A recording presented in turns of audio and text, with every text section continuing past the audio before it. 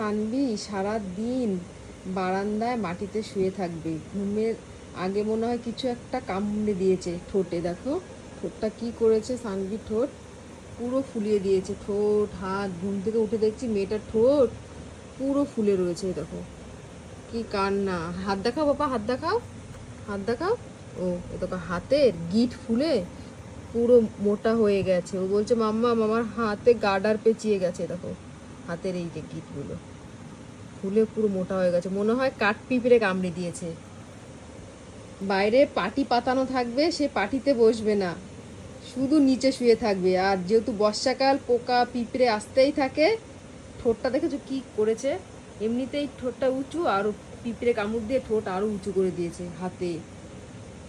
কি কান্না, কি করেছে দেখেছো, দেখি মা, দেখি মা, দেখি দেখি। ও বাবা, সানবির ঠোঁটটা পুরো ফুলিয়ে দিয়েছে। নিশ্চয়ই কাঠ পিঁপড়ে কামড় দিয়েছে, তাই না? দেখেছো কি করেছে মেয়ের ঠোঁটটা। একটু ওষুধ লাগিয়ে দিলাম। কি কান্না, ওষুধ লাগাবে না যদি ব্যথা করে। আর এই হাতে তো মনে হয় পিঁপড়ে কামড় দিয়ে দিয়েছে।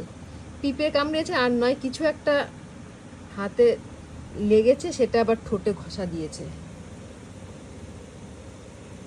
দেখি মা, টাকা দেখেছো তোমার ঠোঁটটা কি হয়েছে।